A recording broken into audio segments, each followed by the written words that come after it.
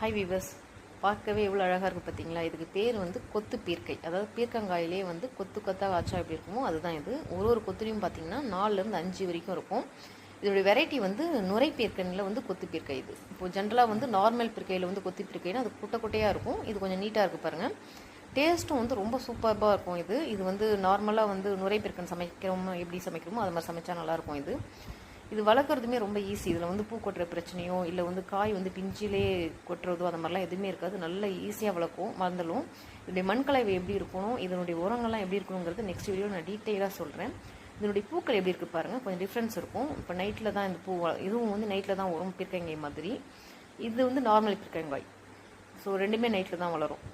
இது வந்து பார்த்தீங்கன்னா நம்ம டெரஸ் கார்டனில் வச்சுருக்க பிரண்டை செடி. இந்த பிரண்டையிலேருந்து தான் நம்ம எடுத்து பொடியை ப்ரிப்பேர் பண்ணி சேல் பண்ணிகிட்ருக்கோம். உங்களுக்கு இந்த பிரண்டை பொடி வேணும் அப்படின்னா ஸ்க்ரீனில் தெரியுற நம்பருக்கு வாட்ஸ்அப் பண்ணுங்கள். நம்ம நெக்ஸ்ட் வீடியோவில் பார்க்கலாம். தேங்க்யூ.